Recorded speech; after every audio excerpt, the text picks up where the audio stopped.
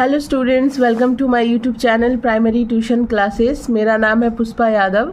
आज मैं आप लोगों को क्लास 6 चैप्टर 4 ब्लॉसम इंग्लिश का क्लास 6 ब्लॉसम इंग्लिश चैप्टर 4 जिसका नाम है the shop that never was, इसका मैं पार्ट 2 पढ़ाने वाली हूँ और हिंदी में समझाने वाली हूँ। इसका पार्ट 1 मैंने पढ़ा दिया है और हिंदी में समझा भी दिया है और उसके साथ एक्टिविटी 1, 2, 3 सॉल्व भी कर दिया है। ठीक है, तो आज मैं पार्ट 2 पढ़ाऊँगी और एक्टिविटी 4 और 5 इसी वीडियो में सॉल्व कर दूंगी। ठीक है, तो अगर आप लोगों ने पार्ट 1 नहीं देखा है तो प्लीज़ पार्ट 1 देखकर तब पार्ट 2 देखिएगा, तभी समझ में आएगा, नहीं तो इस तरह से बीच में से देखिएगा ना तो नहीं समझ में आएगा। ठीक है, तो चलिए हम लोग स्टार्ट करते हैं पार्ट 2। Let's continue. ठीक है, इट्स इन योर पॉकेट, क्या लिखा हुआ है? It's in your pocket said the shopman and there it was. जब शॉपमैन जिप बोल रही हूँ मैं, गिप होगा।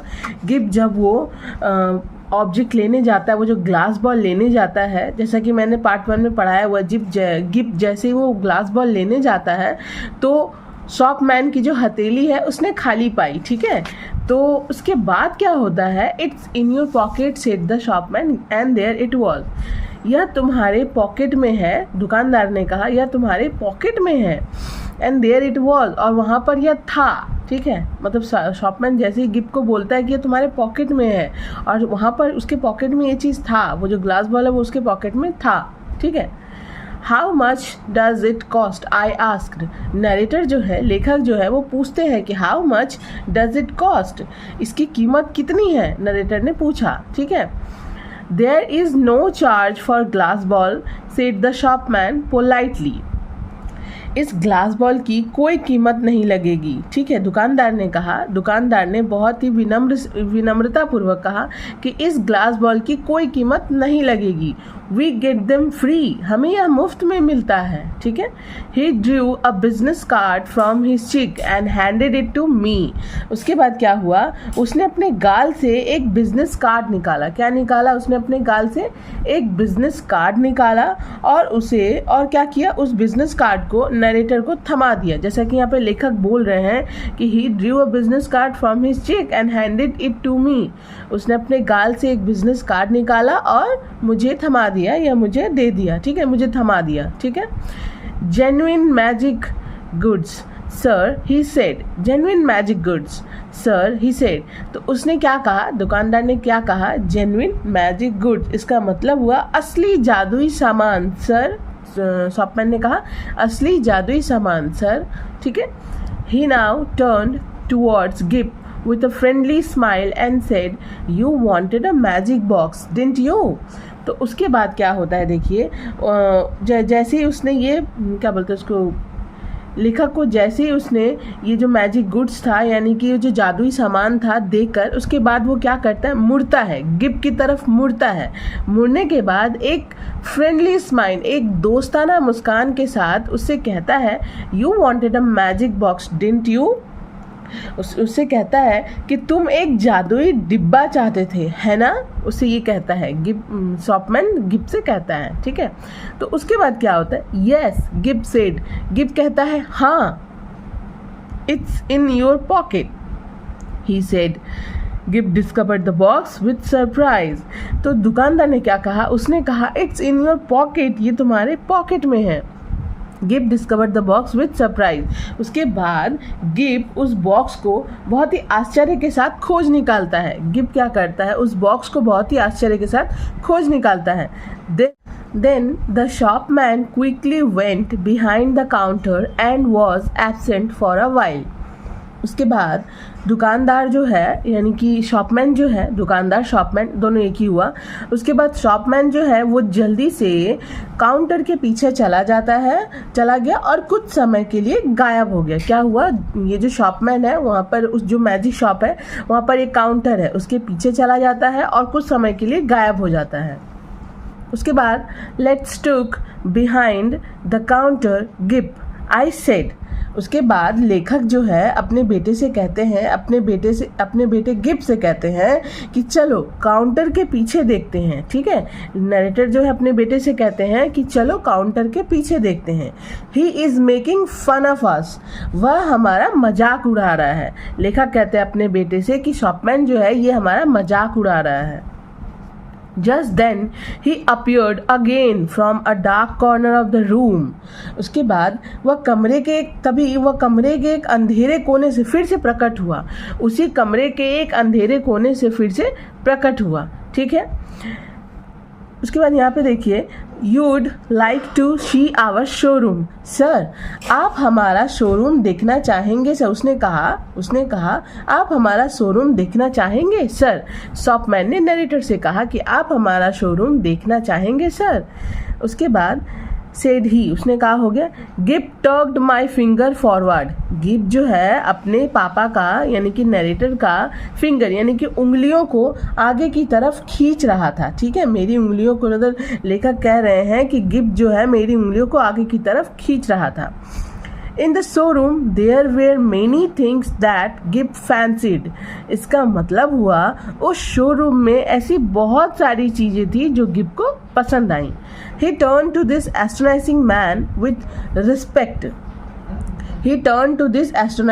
With respect. इसका मतलब हुआ उसने इस चौंकाने वाले आदमी की ओर सम्मान पूर्वक मुड़ते हुए मुड़ा, मतलब he turn to this astonishing man with respect. ये है वो एस्ट्रोनाइजिंग मैन। एस्ट्रोनाइजिंग मैन का मतलब होता है इस चौंकाने वाला आदमी, क्योंकि शॉपमैन जो था वो ऑब्वियसली इतने मैजिक ट्रिक्स दिखा रहा था कि कोई भी चौंक जा रहा है, कभी भी कहीं भी गायब हो जा रहा है, फिर से प्रकट हो जा रहा है, तो ये ऑब्वियसली एक एस्ट्रोनाइजिंग मैन ही है ना गिब के लिए। तो गिब जैसे ही मुड़ा, मतलब गिब जो है इस शॉपमैन की तरफ, इस चौंकाने वाले आदमी की तरफ बहुत ही सम्मानपूर्वक मुड़ा। Is that a magic sword? He said. उसने कहा क्या यह एक जादुई तलवार है? गिब ने शॉपमैन से कहा। A magic toy sword. This is a unique one. It neither bends, breaks, nor cuts the fingers, replied the shopman. दुकानदार ने जवाब दिया, यह एक जादुई खिलौना तलवार है, यह एक अनूठा तलवार है। यूनिक वन का मतलब होता है बहुत ही यूनिक, अनूठा। इट नीदर बेंड्स, इसका मतलब यह ना तो मुड़ती है, ना टूटती है, और ना ही उंगली को काटती है। ठीक है, ये रिप्लाई दिया शॉपमैन ने गिब को। Okay, I try to find out what they cost but the shopman did not pay attention to me. इसका मतलब वो नरेटर बोल रहे हैं कि मैं यह पता लगाने की कोशिश कर रहा था कि उसकी कीमत क्या है, लेकिन दुकानदार ने मेरी ओर ध्यान नहीं दिया। He had got Gibb Now, I saw with a feeling of distrust that Gib was holding this person's finger as usually he held mine. इसका मतलब हुआ अब वह गिब को पकड़ चुका था, यानी कि शॉपमैन जो है वो गिब को पकड़ चुका था, और शॉपमैन जो है वो गिब को पकड़ चुका था। ठीक है, इसका मतलब हुआ, और I saw with a feeling of distrust that Gibb was holding this persons finger. इसका मतलब हुआ लेखक कह रहे हैं कि मैंने संदेह की भावना के साथ देखा कि गिब इस व्यक्ति की उंगली को वैसे ही पकड़े हुए था जैसे वह आमतौर पर मेरी उंगली को पकड़ता है, यानी कि पकड़ता था जैसे वह आम तौर पर मेरी उंगली को पकड़ता था। यानी कि जैसे ही नरेटर जो है वो गिब को देखते हैं कि इसने शॉपमैन का उंगली वैसे ही पकड़ा हुआ जैसे वो मेरी उंगली को पकड़ता है। ठीक है, तो अब हम लोग आते हैं पीछे, देखिए। The shopman showed Gib magic trains that run without steam, clockwork, and a box of soldiers that all came alive when one said a magic word. इसका मतलब हुआ दुकानदार ने गिब को जादुई ट्रेनें दिखाई। मैजिक ट्रेन्स का मतलब होता है जादुई ट्रेनें दिखाई जो बिना भाप के चलती है। विदाउट स्टीम का मतलब होता है बिना भाप के चलती है, और घड़ी की तरह काम करने वाले खिलौने और एक भाप घड़ी की तरह काम करने वाले खिलौने और एक सैनिकों का डिब्बा जो जादुई शब्द कहे जाने पर जीवित हो जाते हैं। ठीक है, तो यानी कि शॉपमैन ने गिब को बहुत सारी मैजिक टॉयज दिखाई। पहला तो मैजिक ट्रेन्स दिखाए जो कि विदाउट स्टेम यानी कि बिना भाप के चलती हैं, और घड़ी की तरह काम करने वाले खिलौने दिखाए, सैनिकों का डिब्बा दिखाया जो कि एक मैजिक वर्ड बोलने पर जीवित हो जाते हैं। ठीक है, you have never seen such a one said the shopman, you will take the box। उसके बाद शॉपमैन जो है वो गिब से कहता है कि तुमने ऐसा कुछ कभी नहीं देखा होगा, तुम वह डिब्बा ले लोगे। ठीक है, शॉपमैन गिब से कहता है we will take the box I said। तो Gib we will take the box I said, लेखक कहते हैं कि हम वो डिब्बा ले लेंगे। ठीक है, and the shopman swept the soldiers back again, shut the lid and waved the box in the air। इसका मतलब हुआ कि दुकानदार ने सैनिकों की पीठ को फिर से झाड़ा, यानी कि जो भी सोल्जर्स उसने निकाले हुए थे उनके पीठ को फिर से झाड़ा, और वो जो लिड था, वो ढक्कन था, उसको बंद किया और उस बॉक्स को हवा में उड़ा दिया। ठीक है, और उस बॉक्स को हवा में उड़ा दिया। ठीक है, मतलब लहरा दिया। And there it was in brown paper tied up and with Gibbs full name and address on the paper। इसके बाद वो जो बॉक्स जो हवा में लहरा रहा था वो एक ब्राउन पेपर से बंधा हुआ था। उस ब्राउन पेपर पर क्या था? उस ब्राउन पेपर पर गिब का फुल नेम यानी कि पूरा नाम और पता लिखा हुआ था। He laughed at my amazement। इसका मतलब हुआ कि वह मुझ पर बहुत ही आश्चर्यचकित होकर हंसने लगे, या फिर बहुत ही आश्चर्य था, मेरी इस सरप्राइज को देखकर बहुत ही आश्चर्यचकित होकर हंसने लगे। ठीक है, ही लाव्ड एट माई अमेजमेंट। मतलब ये क्या बोलते हैं उसको, शॉपमैन बोल रहा है कि ही लाव्ड एट माई अमेजमेंट, वह मेरी इस सरप्राइज पर, इस आश्चर्यचकित करने वाली घटना को देखकर हंसे। ठीक है, तो ये हो गया हमारा पार्ट 2 कंप्लीट। मैं एक एक लाइन को ना 2-2 बार बोल देती हूँ ताकि आप लोग अच्छे से समझ सको। अगर किसी का कहीं भी स्किप हो जाए या वो लाइन मैंने ना बोली हो तो वो मैं दोबारा बोल देती हूँ ताकि आप लोग समझ सको। ठीक है, तो इसलिए बीच में अगर थोड़ा बहुत फंबल भी हो रहा है तो उसके लिए सॉरी। और वर्ड नेस्ट आइए हम लोग देख लेते हैं। वर्ड नेस्ट में क्या है? टग्ड का मीनिंग क्या है? पुल्ड यानी कि खींचना। अमेजमेंट का मीनिंग क्या है? सरप्राइज यानी कि आश्चर्यचकित या आश्चर्य। ठीक है, अब हम लोग आते हैं activity 4। Activity 4. Write T for true and F for false statement in the given box. Give supporting statement for each of your answer। ठीक है, कौन सा ट्रू है, कौन सा सेंटेंस फॉल्स है, हम लोग को वो बताना है। और वो ट्रू है तो क्यों ट्रू है, वो फॉल्स है तो क्यों फॉल्स है। जैसा कि मैंने पहले भी बताया हुआ है कि ये मेरी एक स्टूडेंट का बुक है जो कि जब उसको ये होमवर्क मिला था तो उसके बुक में ये टिक किया हुआ था। ठीक है, ये करेक्शन किया हुआ, तो प्लीज़ आप लोग इसको इग्नोर कीजिएगा। मैं आप लोगों को जो आंसर बताऊंगी उस पर आप लोग फोकस कीजिएगा। तो फर्स्ट है the shopman drew out a business card from his hair. False, उसने तो बिजनेस कार्ड अपनी चिक से निकाला था ना, तो इसका आंसर मैं आप लोगों को बताऊंगी। पहले मैं ट्रू फॉल्स बता देती हूँ। Gibb found the magic box in his pocket. Yes true, उसने तो मैजिक बॉक्स को अपने पॉकेट से ही निकाला था ना। उसके बाद the toy shirt was a magic item. Yes true, वो जो टॉय शर्ट था, जादुई तलवार, वो तो मैजिक आइटम ही था ना। The narrator found his full name on the magic box. False, narrator का फुल नेम उस पर नहीं था, वो तो गिब का, उनके बेटे का फुल नेम उस पर था, तो ये भी फॉल्स हुआ है ना।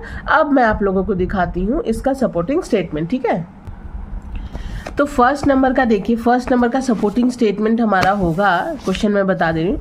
The shopman drew out a business card from his hair. ये फॉल्स है, इसका सपोर्टिंग स्टेटमेंट होगा he drew a business card from his cheek, क्योंकि उसने अपने गाल से निकाला था ना business card.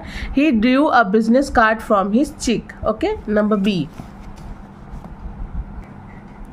Gibb found the magic box in his pocket. True, इसका आंसर होगा supporting statement Gibb discovered the box with surprise. ठीक है, आप लोग चाहो तो बुक में भी ना इसका आंसर जैसे जैसे दिया हुआ आप लोग लिख सकते हैं। ठीक है, जैसे कि Gibb discovered the box with surprise, it's in your pocket, he said Gibb discovered the box with surprise, ऐसे लिख सकते हो। लेकिन ना इसको मैंने ना मतलब समझ के एक सेंटेंस में इसको कंप्लीट कर दिया। ठीक है, तो जितना अगर शॉर्ट हो सके उतना अच्छा है, ताकि आप लोग समझ भी जाओ, आप लोगों को लर्न भी हो जाए और एग्जाम में अच्छे से लिख सको क्लियरली। ठीक है, तो अब हम लोग आते हैं number C. The toy sword was a magic item, true. इसका सपोर्टिंग स्टेटमेंट होगा a magic toy sword, this is a unique one. उसके बाद एक्सक्लामेटरी साइन दीजिएगा, ठीक है, this is a unique one. ये देखिए, a magic toy sword, this is a unique one, ठीक है।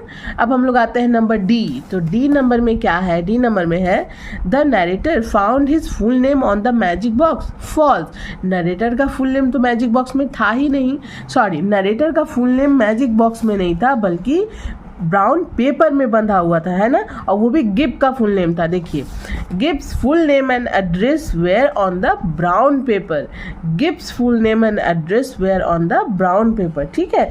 तो उस ब्राउन पेपर में गिब का फुल नेम एंड एड्रेस था, ठीक है। उस मैजिक बॉक्स में नरेटर का कोई फुल नेम और एड्रेस कुछ भी नहीं था, है ना। ये हो गया हमारा सपोर्टिंग स्टेटमेंट। मैं एक बार और आप लोगों को बता देती हूँ। He drew a business card from his cheek. Number B, Gip discovered the box with surprise, a magic toy sword, this is a unique one, Gip's full name and address were on the brown paper, ठीक है। उसके बाद पहला false होगा, दूसरा true होगा, तीसरा भी ट्रू होगा और चौथा फॉल्स होगा, ठीक है। अब हम लोग आते हैं activity 5। Activity 5, answer the following question. Why was Gip surprised? Gip जो है वो आश्चर्यचकित क्यों हो गया था?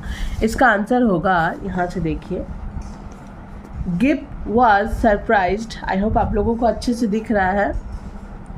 गिप was surprised because he discovered the magic box in his pocket, ठीक है। Gip was surprised because he discovered the magic box in his pocket. Gip इसलिए आश्चर्यचकित हो गया था क्योंकि वो जो मैजिक बॉक्स था वो उसके पॉकेट में ही था, ठीक है। खोज निकाला उसने उस मैजिक बॉक्स को अपने पॉकेट से। नंबर बी में देखिए, why did the narrator fail to find out the cost of the magic items? Narrator जो है उस मैजिक आइटम्स का कॉस्ट पता करने में फेल क्यों हो जा रहे थे?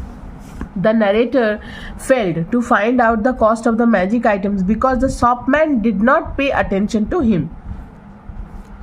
नरेटर जो है वो उस मैजिक आइटम्स का कॉस्ट पता करने में इसलिए फेल हो जा रहे थे क्योंकि शॉपमैन जो है वो उन पर ध्यान ही नहीं दे रहा था, ठीक है। ये हो गया नंबर बी। अब हम लोग आते हैं number C. What items did the shopman show to Gip? मतलब कौन सी ऐसी जादुई चीज़ें थी जो शॉपमैन ने गिप को दिखाया? यहाँ पे होगा, the shopman showed a magic toy sword, magic train, clockwork and a box of soldiers to Gip. Okay, number C हो गया। Number D, what was the cause of the narrator's amazement? यानी कि लेखक के आश्चर्यचकित होने का कारण क्या था? The narrator was amazed because the shopman tied the magic box in a brown paper with गिव्स full name and address on the paper.